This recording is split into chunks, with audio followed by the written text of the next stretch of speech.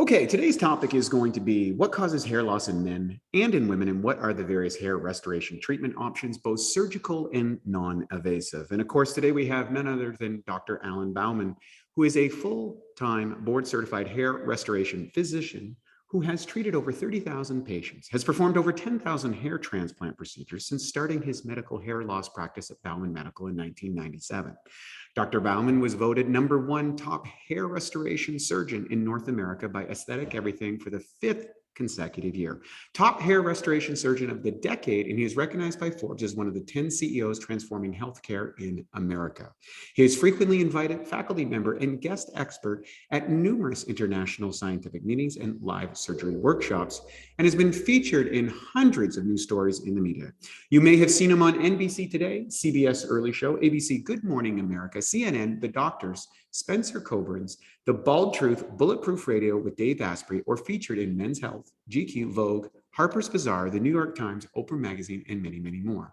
Bauman Medical is a 12,000-foot state-of-the-art hair hospital in downtown Boca Raton, Florida, located about a mile from the world-renowned Boca Resort and Club. And Dr. Bauman is known for pioneering numerous technologies in the field of hair restoration, including minimally invasive FUE Follicular Unit Extraction, VIP FUE No-Shave Hair Transplant, low-level laser therapy, PRP Platelet Rich Plasma, and PDOgro Eyelash Transplants, and others. And he's taken time out of his busy schedule today to join us. And as an added bonus, we're going to do something very special and do a consultation online. I hope you enjoyed this podcast. I'm Wade T. Lightheart from Bioptimizers. Let's dive into it. Good morning, good afternoon, and good evening. It's Wade T. Lightheart from Bioptimizers with another edition of the Awesome Health Podcast. And boy, this one is going to be a barn burner because we're going to do a live hair consultation with none other than Dr. Alan Bauman. I just ran into him not that long ago at the upgraded Bulletproof conference. I'm not sure what Dave's calling it now with everything going on over at Bulletproof, but it's a great biohacking conference. I guess the 7th annual biohacking conference, to be accurate. And one of the topics that I think is an issue for both men and women, and that is what causes hair loss in men and women? What are the various hair restoration treatment and options, both surgical and non-invasive? And Dave Asprey is, very public about that. He worked with you in order to address some of, his hair things. It's a sensitive topic for a lot of people. They're embarrassed about it. They want to talk about it. There's a vanity issue. There's all these different things about it. So what I'm going to do today is we're going to have Dr. Allen talk about his clinic and what he does and how he does and the latest cutting edge things that you're doing down there, which are pretty far out. We had a quick conversation at the event and I was very impressed. And then we're going to do a live quick consultation myself directly so you can actually see this. This is a suggestion by the good doctor earlier. And I'm like, yeah, I like that idea. That'd be really fun. So let's get into it. First, I'd like to know what got you started in hair restoration program? Like what was the driver behind that? Yeah, well, thanks, Wade. First of all, thank you so much for having me on. It's great to be with you and to be in front of your listeners and followers. And I'm really glad that we had the chance to connect at Dave's conference and had that chance to chat. So yeah, great to get this information out. There's a lot of taboo associated with hair loss and hair restoration. It's different today than when I got started back over 25 years ago in the field, and the technology has changed so much, even just in the past 5 years. So there's so many new things that are happening in the field of hair loss and hair restoration. But I tell you, the one thing that has not changed is how important hair is for people. And, in my background as a general surgeon and always with an interest in plastic surgery, being mentored at an early age by a plastic surgeon, I really had no idea what a hair transplant was like in the early to mid 1990s when I first discovered the whole field of hair restoration, actually. And I was introduced to hair transplants by a patient who had had a procedure done. And I was essentially interviewing him, taking a good history and physical exam for the intake for his next procedure, cosmetic procedure. And he had revealed to me that he had had a hair transplant. And I'm looking at his hair and I'm trying to figure out what's going on up there? Because it doesn't look like a hair transplant. It just looks like a normal hairline. And so I asked him, hey, do you mind if I ask you where you had your hair transplanted, and how did that all work out? And, you know, he was not a physician. He basically described to me in layman's terms how hair transplants worked. And I was amazed to see that it looked 100% normal and natural. I was expecting to see plugs, you know, and I was expecting him to describe some kind of a painful process. And what he said was that it was a pretty comfortable process, pretty comfortable procedure. And obviously he was thrilled that I could not tell that he had had it done. But the one thing that really stuck with me from that first conversation was how it changed his life. And I'll never forget his description of how he changed personally and professionally after he told me he got his hair restored. And just that's something that always stuck with me. And that was kind of the light bulb, or at least a flicker in my brain, that maybe I should go check this out and see if there's anything to it. And if I could add it to maybe my plastic surgery repertoire. And you know, that, like I said, that was back in the 1990s. I eventually got more involved in learning about hair transplants and hair restoration deeper and deeper as I went along, and visiting different physicians, going to different conferences, reading textbooks and journal articles, and really just diving in 100% full tilt, and eventually doing a fellowship, and essentially not ever going back to plastic surgery. I've been a full-time board certified hair restoration physician since the mid 1990s, so over 25 years in practice today. Wow, that's an incredible story. You touched on something that I was first introduced to this concept in a book I read years and years ago, probably more than 20 years ago, which was PsychoCybernetics, which was written by a plastic surgeon. And he talked about the subconscious or psychological impact of various conditions. And he would go through an extensive process with his clients beforehand, because he wanted to make sure that they made the adjustments psychologically and emotionally relative to whatever procedures they were having, or if they were not a candidate because of those components. Because we're talking about, you know, everybody's in the biohacking community is talking about health and vibrancy and living long and living strong, but there's also a cosmetic side. I mean, we all get up in the morning, we all look in the mirror, we all experience life through the lens of what we have, and how that lens looks and feels is much a part of our psychology. What are some of the common elements or challenges people experience when they're losing hair, or it's diminishing, or the subconscious? What are the things that people, you know, share with you, the emotional side of it, before we get into the technical procedures? Yeah. Sure. Well, when patients come in and they're losing their hair, whether they're seeing a receding hairline or a bald spot developing, like in male patients, or women who are losing volume and coverage in certain areas, or also receding potentially, they see that as a sign of their youth slipping away. And, you know, that's like not so good. If you're in a field of anti-aging, you want to keep and preserve your appearance. And especially if you're one of those types of persons who, let's say, was proud about their hair. You know, a lot of my patients come to me and say, hey, you know, my hair was like a really, really good feature, and I was known for my hair. Or, you know, my barber said, wow, you have such thick hair, you're never going to lose it. Or the stylist always said, oh my God, feel the hair.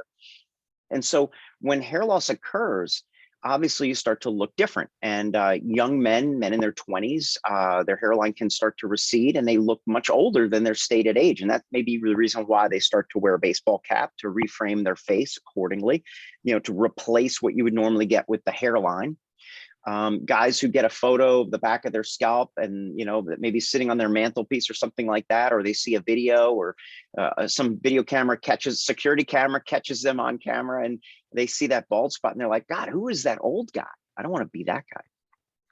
So I learned this at a very early age, because I watched my dad struggle with hair loss when I was literally a teenager, and he went through the lotions and potions. And this is, of course, in the 1980s, I guess. And eventually, I guess, you know, he had decided to get a hairpiece at the time, and he wore a hairpiece for 20 years before we restored his full head of hair.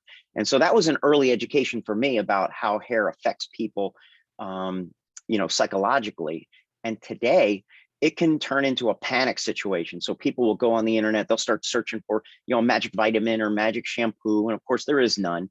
You have to get medical evaluation and treatment for hair loss. And, and especially for women who are losing their hair, they feel like they're losing a sign of their beauty, their crowning glory. They look, if they're receding a little bit, that can make them look more masculine, and that's not so good either. So, people, there's a lot of detrimental, depressive and anxiety symptoms that come along with losing your hair. Because this is, unless you're talking about a rhinoplasty reconstruction, because you had some kind of a damage, putting your hair back, that's something that you had. So most people today, if they chipped their tooth, they would go to the dentist like within a day and go get it fixed. But if you're losing your hair, many people don't know somebody who can fix that and put it back undetectably, comfortably, and all of that, like a board certified hair restoration surgeon. So I guess the point is that, good news is that now we can fix those things, and you don't have to do the panic shopping on the internet, Amazon, or run around to every endocrinologist and dermatologist trying to search for options, because that's going to lose time. And in the field of hair restoration, we say time is follicles, because every moment that you're not on treatment, things are typically getting worse. They're not getting better. That's a good point. So, I can think back, my first experience of thinking around hair loss in the family. I remember my grandfather had one of these funny brushes that, because he was balding, he would brush his head with it with some magic brush. And I remember as a kid thinking, well, that's kind of funny. I never imagined my grandfather that had a full head of hair, for example, because I never saw him that way. And then Telly Savalas, I think it was Kojak, was like the first actor with no hair. And that was just like so radical. Yet, this is a very intimate subject for people, and they're not comfortable. Would you say that hair, like, what are the differences or things that have changed since the scrubby brush and the snake oil, salve that's, going to make your hair grow? What's changed particularly in the last, 5-10 years? Yeah. So, I was going to go back to the all the papyrus, 5,000 years ago, when the Egyptians wrote down their magical mixture, pigeon droppings and lizard skin and things like that. There was no mention of how that clinical trial actually worked out, obviously. But that's the most ancient medical document in the world. And obviously it mentioned a cure for hair loss. So, but look, we didn't have an FDA-approved drug until the 1970s. Rogaine minoxidil was the first FDA-approved medication for male pattern baldness, and that kind of set the bar for snake oil, right? So you had to get you had to get clinical trials, and you had to get FDA approval, or else you were just down and below, messing around in the muck and gunk. So I guess that was the first thing. But certainly what's changed a lot over the past 25 years that I've been in the field is we have very effective treatments now. So the second FDA approved medication, finasteride, works really well for men. It's a 90% success rate with only a 2% chance of side effects. We have non-invasive therapies, non-chemical therapies like red light therapy to help protect the hair that you have. FDA cleared laser devices, which are really powerful today.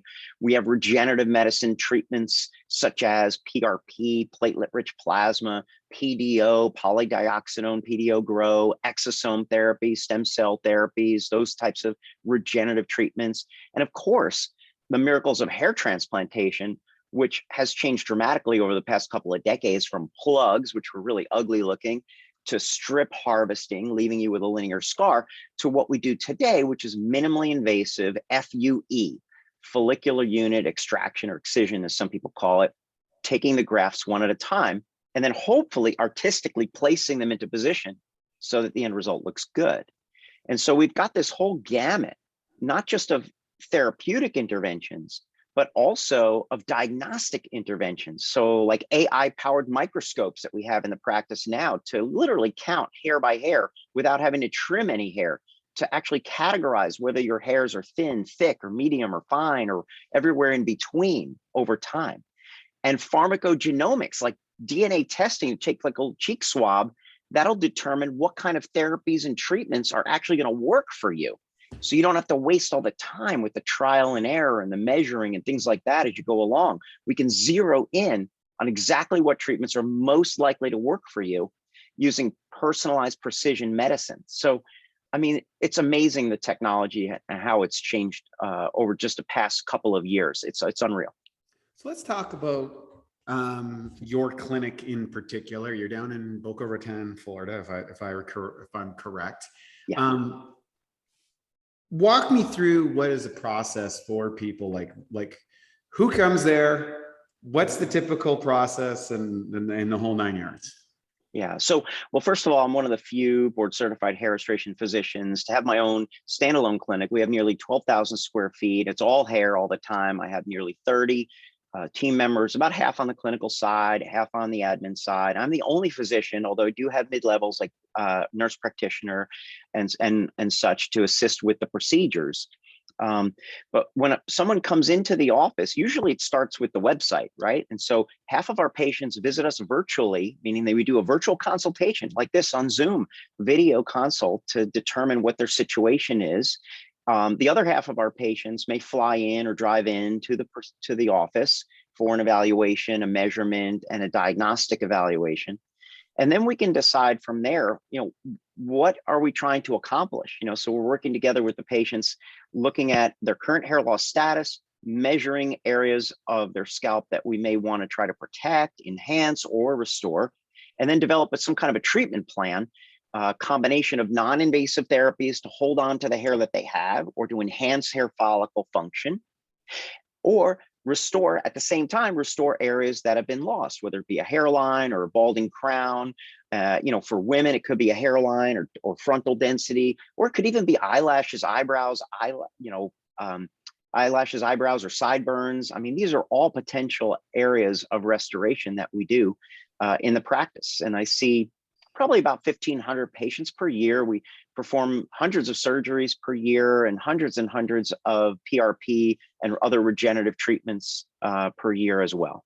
Wow, that's an impressive amount of clients that you're seeing, for sure. Yeah, well, I've treated over 30,000 patients and performed over 10,000 surgeries, over 10,000 PRPs, and it's certainly growing strong, as we say. Wow. So going into this, I guess you'd have you have your consultation, and then there's a determination of what the course of action would be. And then there would be some sort of follow-up or maintenance program in order to retain the gains that you would have made. Was that an accurate assessment? Yeah, for sure. And again, it's something that's very, very different than many just hair transplant surgeons or specialists do, because we take a more holistic approach. If the evaluation of your scalp includes the fact that we find, let's say, some kind of inflammation, maybe some itching, flaking, dryness, or it's oily scalp, or some other irritation going on, I have an entire department to take care of the health of the scalp. I mean, we call that Salon B, but it's not really a salon. It's a trichology department and also a head spa. So those are do good, feel good treatments and evaluations. If the patient has some kind of a scalp health issue, we can address those. And then, of course, on my side, we're going to put together a regimen of preventative therapies, what we call the medical management of hair loss. And so depending on their diagnosis, obviously, and what we're trying to accomplish, we would tailor the treatment regimen to that. But yeah, I have patients coming in every 90 days for measurements again and again and again, and tracking their progress. And so you typically will see this improvement on regimen. And then there's going to be a plateau phase where the hair growth is basically stabilized and at that improved level, and their visual improvements are continuing to improve over time, month by month, until we get to a certain plateau point. And then we have to decide, is there something more that we want to try to, enhance from adding on additional therapies or not? Very good. That's excellent. So there's a really good post-care component. It's not just come in, get your thing out the door, see you later. Because I guess there's some elements that we can control and some things that we can't. Would that be accurate? Well, that's true. I mean, look, we can't change your DNA. I mean, your DNA is going to tell you your susceptibility to male or female pattern baldness, for example. Male and female hair loss, androgenetic alopecia is chronic. That means it happens over time, and progressive. It gets worse over time if you don't treat it. So how fast the hair loss kind of comes on after puberty, that's a genetically determined factor. How quickly it progresses is the other factor that you're going to see over time. And so everybody's different. I have patients that come in at a certain stage of hair loss at 50 years old. And then I have guys who are half those ages and twice their hair loss situation. And obviously those two patients have a very, very different momentum when it comes to their hair loss situation. So their regimen might be quite different. So one of the things I think a lot of people forget when they're dealing with a professional, a medical doctor, is the doctor's ethical responsibility to provide, you know, risks, benefits, and suggested options. Mm-hmm. We've covered a lot of the benefits of this. What are the potential risks of getting surgery? Is there any complications or medications or things that people need to be mindful of going in before? Yeah, so we discuss risks and benefits for all of the different modalities, you know, not just for hair transplant surgery. And of course, we're operating every day. I've got 5 procedure rooms. We don't use all of them every single day, but we have procedures going on. We have PRPs going on, and so of course, risk and benefit is a part of any surgeon's repertoire, because before we take any person to the operatory, even though it's a comfortable procedure, even though it's less invasive than it was before, a hair transplant is a procedure and it's done under local anesthetic. It should be quite comfortable, but it does take some time. And so we have to have the first most important thing, which is a good plan. So if I tell you that you need only 1,000 grafts in one session and you're going to be great, but actually you need 4,000 grafts in 2 sessions, that's not such going to be a good outcome, even though that didn't put your health at risk. It put your psychology at risk, right? To put you, it was their inappropriate expectations. So the first thing we talk about always, what are the appropriate expectations for what the procedure can provide, right? And we make sure we're clear on that. And then the longevity of your results, the transplanted hair doesn't need any help, not too much anyway. It could be boosted a little bit with PRP, accelerated from the procedure with PRP, but essentially those transplants are coming from the sides and the back of the scalp. So those are going to be there forever, wherever we put them, in the hairline or the crown. The key is concurrent therapy to protect you from the ongoing hair loss in the non-transplanted hairs. So the most common risk is that a person has a procedure, but they don't continue on with medical therapy, or they fall off the wagon. And so that's not so good. We want to make sure that they stay adherent to the plan that we all talked about. Make sure that they understand that they got to continue, whether it be a topical medication, an oral medication, nutritional or nutraceutical, that they are using the laser that they invested in, or that they're coming in each year for PRP treatments, and that at least we're measuring so that we can tell if something's going off track or not. And that's really been the secret to our success with our patients, is that consistent follow-up and that kind of team approach where we have, the patient really being, a part of the solution, instead of just kind of letting them go off to their own devices and becoming a desperate problem later on after a procedure. But the good news is that most of my patients don't even need a hair transplant today. The vast majority of patients are coming in at such an early stage that we can prevent hair loss. We can keep them looking good for the long term. So, but yeah, risks and benefits. Medications, we're going to talk, obviously, topical medications can cause irritation. And that's one of the reasons why we prescribe compounded versions instead of the over-the-counter ones. You're less likely to be, quote unquote, allergic, or, atopic dermatitis, which is a common reaction to over-the-counter Rogaine, can be virtually eliminated with compounded pharmaceuticals. The systemic side effects from the oral treatments for male pattern hair loss, like finasteride, can sometimes, about 2% of patients, have sexual side effects. Well, we eliminate that, again, with compounded topical versions of the finasteride. And, other things like lunch hour treatments, PRP, and so forth. Your scalp will be a little bit pink, a little bit numb from that procedure, but you're not going to have any kind of interruption in your daily life. You could still go to the gym, you could take a shower, shampoo, you can get right back to work. It's a pretty, non-eventful procedure in terms of our PRP treatments. And of course, hair transplantation is going to take about a week or so to heal. Beautiful. Well said. Well, hey, we're going to switch gears, as on your suggestion, a little bit for our listeners. We're going to do something a little bit more radical. We're going to do a consultation.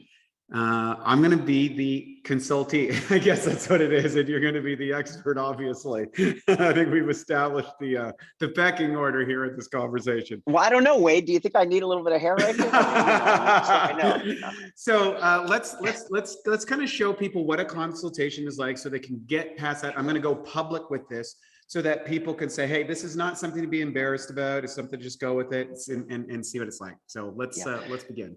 Right. So, just so set it up, normally our consultations are scheduled through the website, at baumanmedical.com. They usually take about 30 to 40 minutes. We ask patients to send in photos prior to their consultation scheduling, so we have some idea of what they look like ahead of time. I want like a detailed medical history. Now, of course, we don't have all that stuff for you, Wade, but I can see what you look like. Yeah, I can would like I can turn around here. You can see the back yeah, of the hair. yeah, that's perfect. So Wade, it's great to connect with you today and speak to you about your hair loss situation. Were you referred by somebody that we know, like Dave Asprey? No, yes, Dave was someone that advocated for you and suggested that he had a lot of success working with you, and then we met at the clinic. So yes, I was referred by Dave. No, that's pretty cool. So tell me a little bit about your hair loss situation and maybe what you're seeing in the mirror and how it looks to you when you look at your hair, when you first became aware of some hair changes. What do you think? I think maybe in my late 20s, I just started to notice, like over here on the sides, like particularly this on the side, it would just start to go back a little bit more. Nothing that was alarming, but something I do recall noticing. It's kind of like when you get your first wrinkle, right? You get your first wrinkle, you're like, yeah, I don't remember those, like what's going on there? And then all of a sudden you got a bunch more and it's like, oh, I'm getting older. So there's been no real dramatic changes from early on. It's just I would say a percentage of loss is happening each year. Now I have very fine hair as well. It's, as you can see, it's blonde and very light. So that also amplifies it in certain lighting when I'm on lights and things like that. So it, the light shines right through my hair. So it's kind of like to be a little thicker, like to, kind of prevent it from going full Kojak too soon. Sure. And we had mentioned before, you do have some hair loss in the family, mom's side or dad's side? On my father's side, yes. Yeah.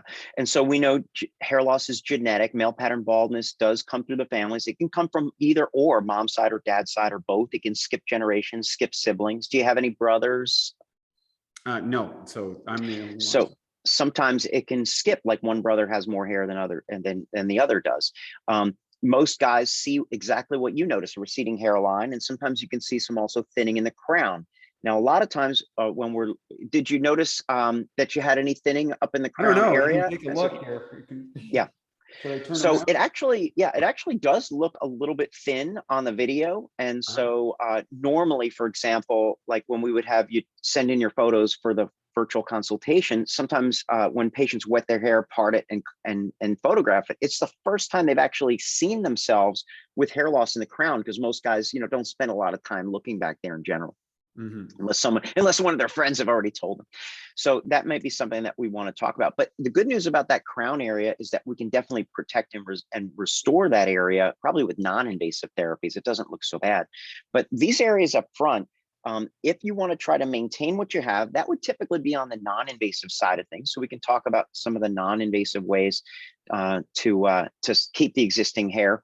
But if you're looking to change the way that your hairline looks, then obviously we would need to do something more aggressive. Have you been on any therapies or treatments for hair in the past? Never done anything for it. Haven't done anything. But I think it was my business partner not long ago commented something about hair loss. He's known me for 20 years. And I thought, geez, if somebody else is noticing, then maybe I better pay attention to this.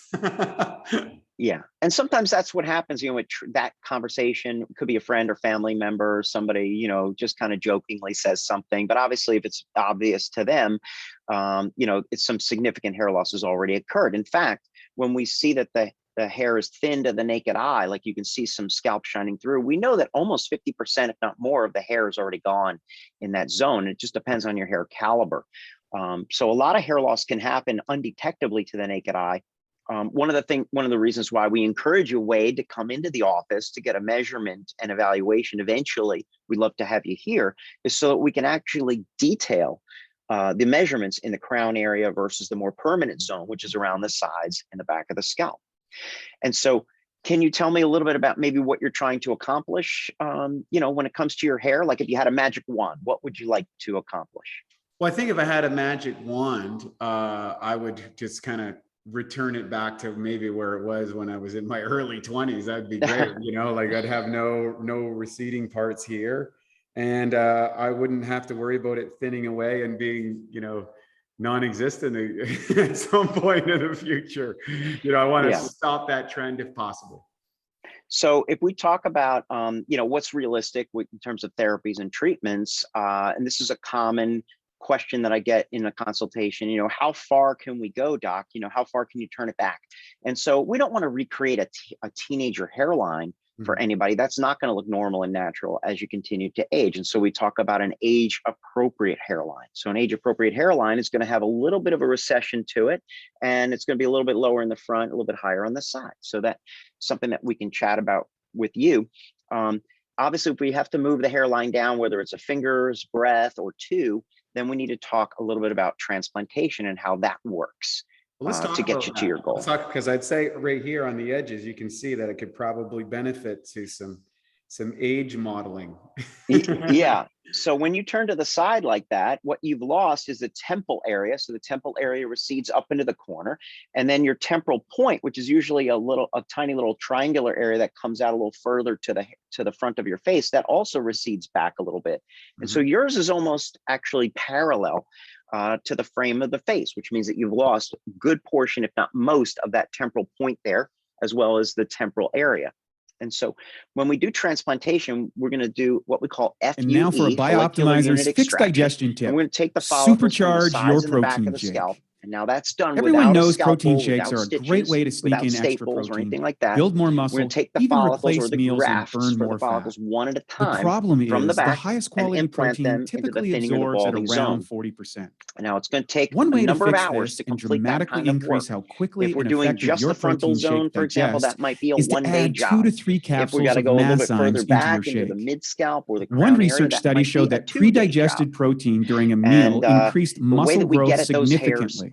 is To take very, very advantage of specific. this, There's a just couple of blend the ways to do the open capsules harvesting. into your shake, We and within call it 15 minutes the or wide less, shave, the which would be the most enzymes will have popular begun way to to get break it down done, the where we do protein a into shave amino all the way acids. around the sides This and can the make back your of the shakes scalp at to least 2 to 3 efficiently move the times hair more potent. follicles from those areas Some to the people thinning do this and zones. sip on their And that shake while does take a lifting to couple, let's provide say their about muscles with a 6 to 8 steady hours stream to of do the amino frontal acids area. during their workout. Right. But if you don't To want to save shave, if you 10% on want to keep Masszymes, your use the hairstyle the code same, we actually have a SHAKE10, that's no-shave technology that we call SHAKE10 at VIPFUE. And since you're a Masszymes.com. very That's important person, SHAKE10 at that's what I might suggest to you, so Masszymes.com. that you don't have to trim your hair, you don't have to make any kind of changes to your hairstyle. But that procedure takes a little bit longer time. It takes 2 days to do that no-shave technology to move the hair follicles around.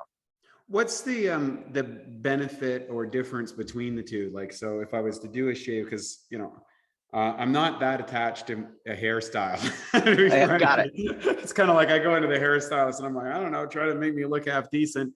No one's been that successful on it, but we keep trying. So what would be the differences between the two? And then how long, when you say taking this off, does that mean you take that out and then re-put it so it doesn't grow the same there, or what's? In order to do the frontal zone, and it is a little bit more costly in the on the end when it comes to the paying the bill, so to speak. Right. But the benefit of that is that we don't have to do any kind of shaving or trimming. When Dave had his procedure, he didn't mind what we call the CEO hawk, which is, I guess, the haircut that they get for Burning Man. I don't know, which is the Silicon Valley CEOs. They get the shave around the sides and they leave it long on the top. One of my buddies has that cut. I wonder if he's gone through it. I don't know. I'm gonna put the screws to him because he's got good looking hair, but I noticed he's got the very tight look over here, and he's got the denser piece down the middle.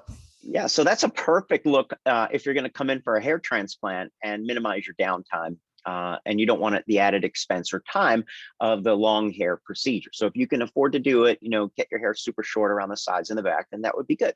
So the procedure itself, let's just say it's a full day.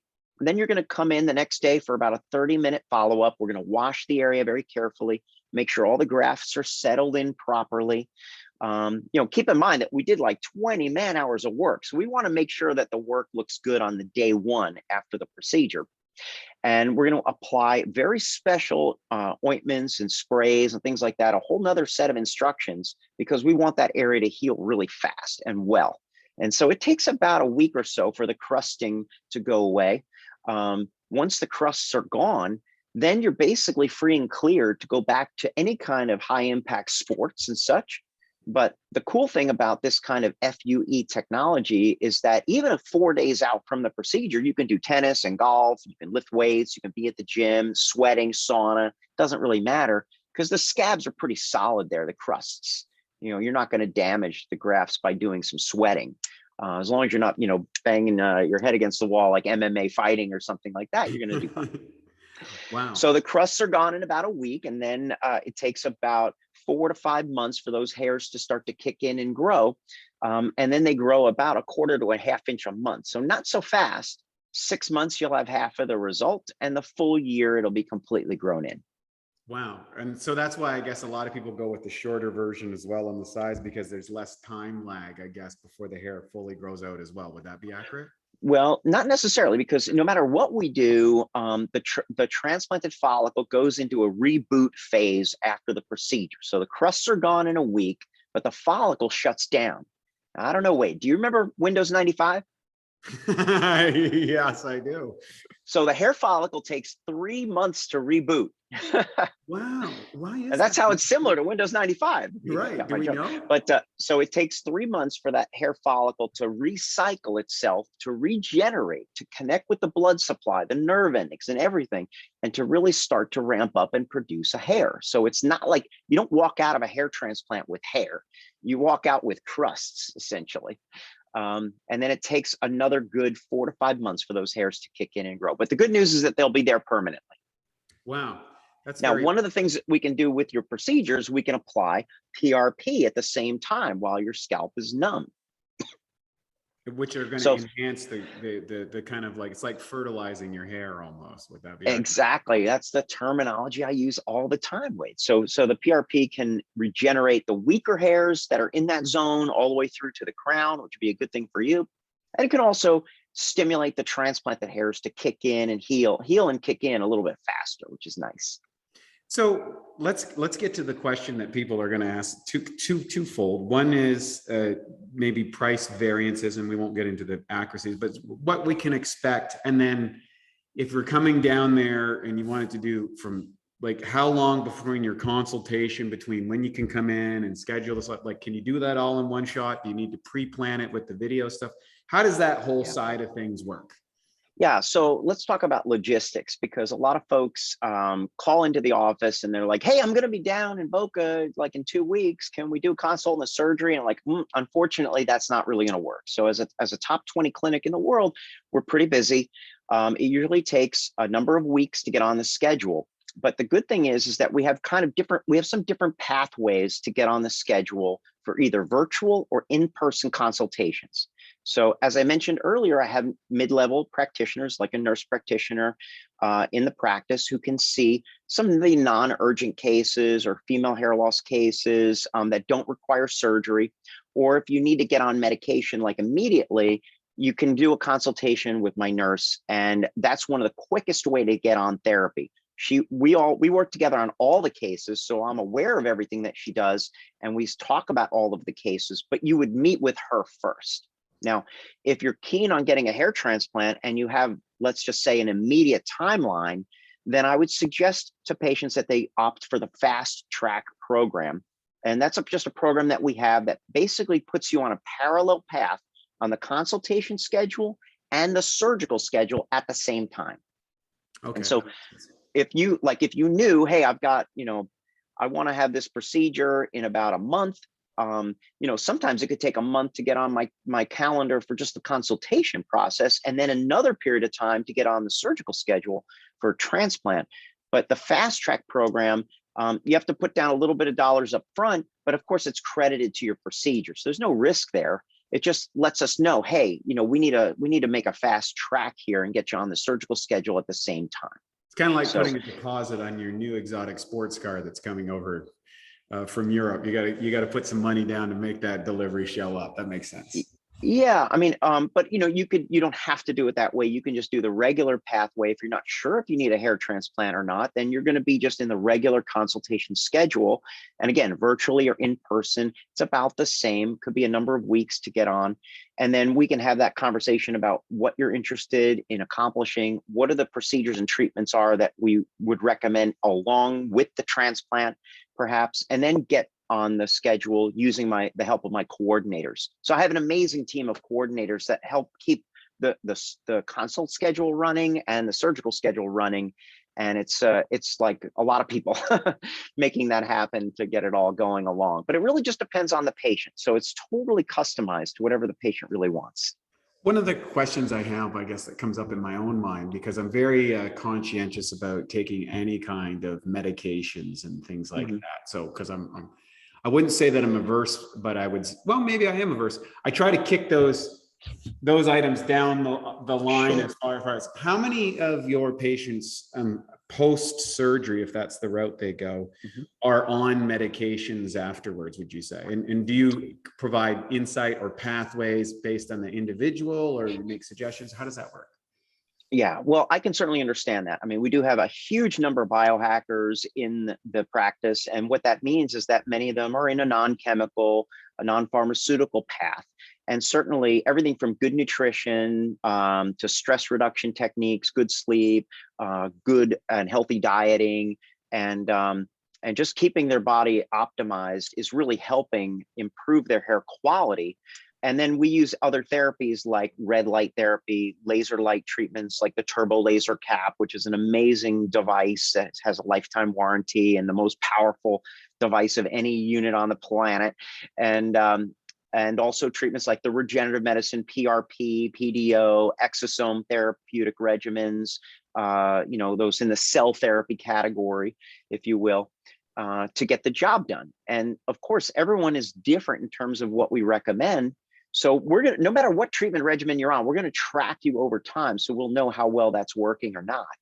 Now, a more traditional approach may be to use the pharmaceutical intervention. So the number one most powerful treatment we have for male pattern baldness, androgenetic alopecia, if you will, is finasteride. And finasteride has a great, strong success rate, but it also comes with that small percentage chance of sexual side effects if you're using an oral version. Well, compounding pharmacy makes it a lot more palatable because you can basically eliminate that systemic application, that oral medication, and now we can apply finasteride topically to the scalp to block the DHT, the dihydrotestosterone, which is the trigger for male pattern baldness. And so, for example, if you're a patient who's on hormone replacement therapy, hormone optimization, and that would include testosterone, that could potentially increase the speed of your hair loss, especially if you were pretty low in testosterone and then you went on the testosterone, or if you're using a lot of it. And that's true for men and women. So finasteride is an important tool in the toolbox.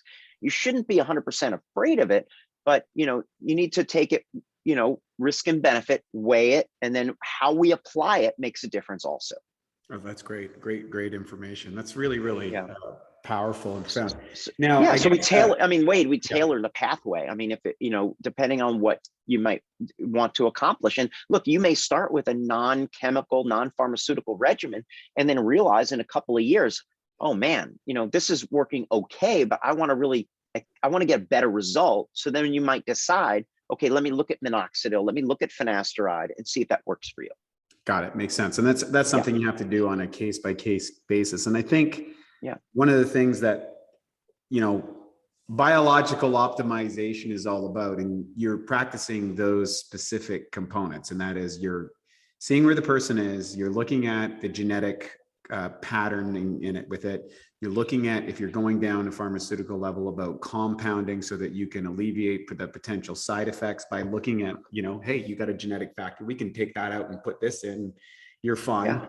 And then you're tailoring the look for the person, the age, as well as adding elements to accelerate and maintain the growth after the event by creating a whole program. And then obviously you would have a check-in rate of to make sure that you're on the right track, or something didn't change or you needed to do something else. Would that be accurate to kind of summarize? Yeah, I mean, the only piece that you're really missing in that whole kind of algorithm, if you will, is the genetic testing. So that's some of the newer things that we have, the pharmacogenomics or pharmacotrichogenomics, tricho meaning hair, that could elucidate whether someone, let's say, would need a more aggressive anti-androgen approach, or maybe they need a booster on top of minoxidil, or maybe they have a collagen production deficit. I mean, these are risks, right? What we evaluate based on your genetic SNPs, which are single nucleotide polymorphisms, right? Those are the alterations in the DNA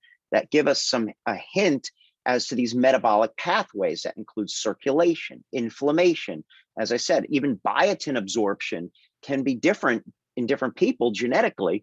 And so we can elucidate that with some genetic testing and know right away, well, if you're not absorbing biotin through the gut, man, well, we should go harder on a biotin supplement to really make sure you're getting enough of that so that your body can use that. Yeah. So that's where that's called Tricho test, by the way. It's pretty cool. It came from Europe. It's owned by Fagron, which is a huge pharmaceutical company.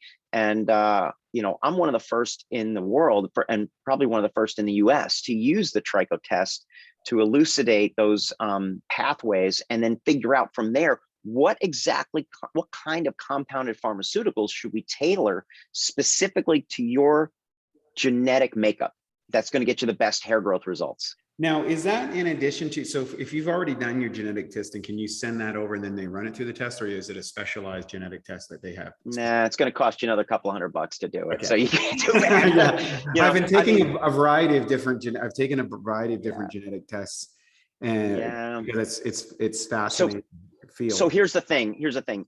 They won't run it through. You could take 23andMe and get all the raw data, right?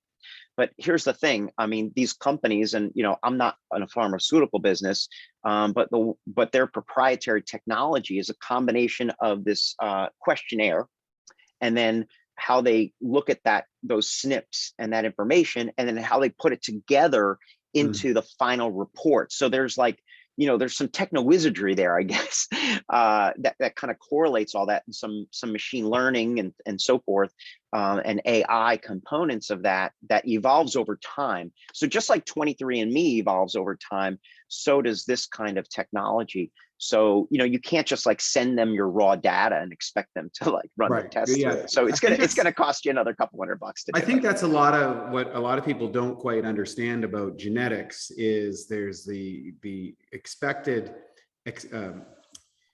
expression of genes, which is the word of epigenetics. And I guess they're gathering data and looking at what are, they're going to be able to compile large databases where they can start predicting trends with drugs that might have been taken or not taken, and how does that track with these particular parameters. There's so many different ways that you can interpret the data and then express outcomes, and that's where expertise comes in, as well as experience in large databases, which is the difference between I guess a trial that you would see in a periodical versus actual clinical real world, which is often there's a significant variance between a double-blind study and then clinical data. And I'm more partial to clinical work. The other thing is that also the report that comes back from the Tricho test, I mean, it's very, very detailed. Let's say it has 16 different SNPs and 3 different variations on each one. And so there's a line item for each of those things. Well, which of those are important? That in order to figure that out, you need to have the clinical picture at the same time. And so there's a correlation between, us chatting with you, Wade, you getting your genetic test done, and then me talking to you about it, as well as interpreting it. So, it's I guess, pathology is a good example. If you had a skin biopsy, right, or a biopsy of something that was, precancerous, you'd get a report back from the pathologist, and sometimes you can figure out what they're talking about as a lay person, and then other times it's not so clear. The same is true with the Tricho test. It's I can give you the response, I can give you the printouts 15, 20 pages long, but for you to interpret that, probably we should have a little discussion about it. And also Is the tricho test just for hair, or is it for, you can use this for a variety of different chemical compounds? Great question. So tricho test is just for hair, but there's actually a nutrigenomics test from the same company, from Fagron, that's really, really interesting, and it goes through a huge number of SNPs, much more than just for hair. And that would relate to different things, that different pathways and different foods and sustenance that you might intake or not, and how that would affect your body over time. Yeah, that's really cool, because I know I've done a variety of different tests and learned about different nutritional supplementation that I should be keying in on and stuff like that. So the fact that you can actually do this specific to hair is pretty cool. And I think that's switching gears just a little bit, because I know we're getting close to time and you got a tight schedule. How do you see this working out over the future in the long term of hair care, preventative maintenance, as well as continuous stuff? And there's been such an advancement. Where do you see this all going? Yeah, so I mean, it's amazing how fast this technology is changing. I mean, we didn't have pharmacotrichogenomics years ago. We didn't have thousands of compounded pharmaceutical concoctions, if you will, or recipes that we could prescribe to patients years ago. We didn't have long hair harvesting for follicular unit extraction. We didn't have minimally invasive techniques that basically eliminate any kind of visible sign that you've had the procedure done. And physicians in the early days didn't have the appreciation of the angle, the orientation, the position of how we implant these grafts, and the technology in terms of just the extraction tools that we have right now are changing so fast. I mean, obviously the robot was approved back in 2011, but there's been so many advances in mechanical tools to go along with that, dovetail with that. And even just this year, we've got the AI microscope to do the hair by hair tracking. Over time, you're literally counting and sorting every hair without having to cut or trim any hair whatsoever. So that's kind of just where we've been just in the past couple of years. And looking on into the future, I've got some friends who are working on hair cloning research in San Diego, and these guys are really moving the needle forward. They've jumped from the mouse platform to the porcine or pig platform, and they're trying to get that stuff to work. So hopefully, if they get a little bit of luck and some good breakthroughs on pig hair transplants, that will equate to an unlimited supply of hair eventually for our patients, which would be just phenomenal and awesome. But think about the potential for gene therapy in hair loss, because it is a genetic problem. Think about targeted therapies that we can now deliver directly to the scalp. Stem cell therapy without the cells, using exosomes and the messages contained in the secretome, which is all the paracrine stuff that these stem cells give off in the laboratory, and figuring out, how to apply those in a safe and effective way for our patients, and also in a way that makes the FDA happy. I'm assuming the manufacturers are interested in that as well. We want to make sure that everything that we do is safe for our patients. So, we're gonna keep a close eye on that technology, and I'm super excited about that and what the future has to bring. Wow, it's super great. And then final piece before we wrap up, what are the experiences of the individual, going back to the opening part when we talked about the psychological, the emotional, and these kind of things? What are the things that they notice the most after they've gone to your clinic and gone through this, kind of broke through maybe the anxiety or resistance they might have had to go, and you're kind of coming out the other side? Yeah. So, I mean, in the 2 minutes that we had before we got on the recording today, I told you that today we had a number of patients. It's a Monday, so we see a lot of post-op 6 months and 12 months. And those are some magical times after hair transplant surgery. Why? Because at 6 months, you have the first visible growth. And so that's a pretty exciting change. If you see your new hairline growing in, the first thing I notice about you when you walk through the door is maybe not even the hair, but it's the teeth showing. So there's a bright smile going on. Patients are knowing that the results are coming in. They've passed the time of that waiting and watching. And now week by week and literally month by month, they're improving their visual aesthetic appearance. And it's so cool to see that. So the 6 month timeline is really cool. 9 months is another visit that we have. They're a little bit farther along. And of course, at 1 year, they're at the 90% growth phase, meaning that they're seeing 90% of the final result of their procedures. So just hearing the stories, young guys who are just saying, hey, I'm not wearing my baseball cap. I'm going out. I'm, talking to girls or whatever. I'm going on job interviews. I love to hear those stories. But guys in middle age who are saying, hey, I just was not looking my stated age. I wanted to like look as good as I feel. I've been taking care of myself. I've been doing the biohacking thing. I'm on the journey. I'm in the tribe, but I wanted my hair to match that. They want to match, Dave Asprey's hair, which he's gonna last until he's 180, I guess. That's right. So that's he's the tip of the spear on that.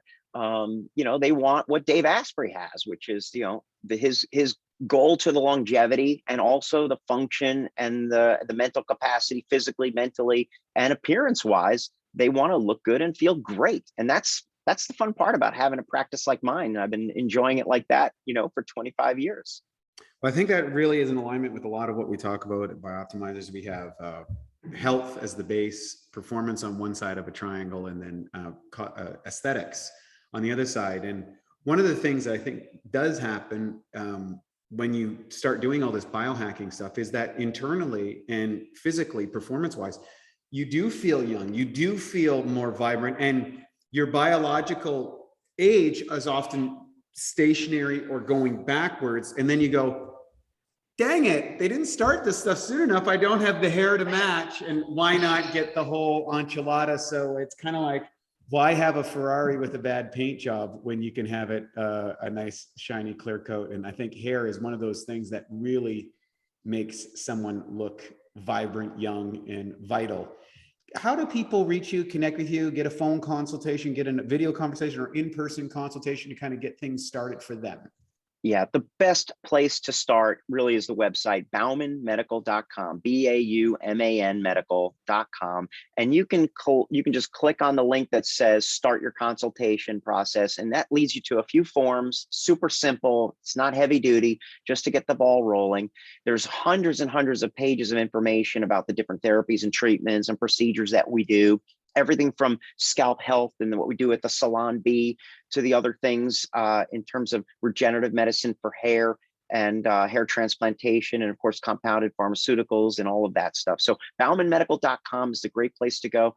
They can call if you got a regular phone, 561-394-0024 is the hotline. That's the bat phone to Bauman Medical. You could always leave a message. But the website is really the best place to start your journey. And even if you're just not sure where to start, you can click on a button that says ask a question. So like, what's the scoop with tricho test? I've got itchy dandruff. What's that all about, doc? Or I've been on Rogaine and it's itchy and irritated and I want to switch something, or I had side effects from this therapy. What if I do non-invasive treatments? And how is hair transplant different today? Why is FUE different than linear harvesting? And even if they've had a previous transplant or done a previous type of treatment, we handle all of that. And that's the best place to start, is right at the website at baumanmedical.com. Dr. Bauman, this has been so informative and exciting, and I hope our listeners enjoyed the consultation back and forth. It was very easy and natural, so thank you for doing that for us. And for all our listeners out there, be sure to check out the show notes. Are all in here, everything that we talked about, as well as where to get action. You're one of the most trusted individuals in the biohacking community, and I want to thank you for joining us today to kind of give us some insight about how exciting this field is about hair loss and hair restoration, and all the tools that have now, moved us away from the snake oil and pigeon poop of the Egyptians. Yeah. Exactly. So that's what we're up to. And it's really been a pleasure, Wade. And I'm going to send you a detailed treatment plan that's going to be all of the line items that you need to think about to move forward with your hair restoration treatments and procedures. Okay. So I'll be following up with you quick. Thank you, sir. I'm looking forward to that and taking action on it. So really appreciate your time. All right, Wade. Great to be with you today. At Bioptimizers, our mission is to fix digestion. And a cornerstone of digestion is gut flora. P3OM is our patented probiotic formula. In fact, we call it the Navy SEALs of probiotics. You see, strong proteolytic or protein digesting activity is paramount to having a healthy gut flora. And of course, P3OM provides that. The good news is, unlike weaker probiotics, P3OM survives the digestion process. What it does is it basically multiplies the good guys while protecting you against pathogens, or what some people call the bad guys. P3OM really helps to rebuild your digestion. And what that allows you to do is to maximize nutrient uptake, energy, and metabolism. To find out more of how P3OM can help you, go to www.bioptimizers.com. Thank you for listening to the Bioptimizers Awesome Health Podcast. You can find more information at bioptimizers.com.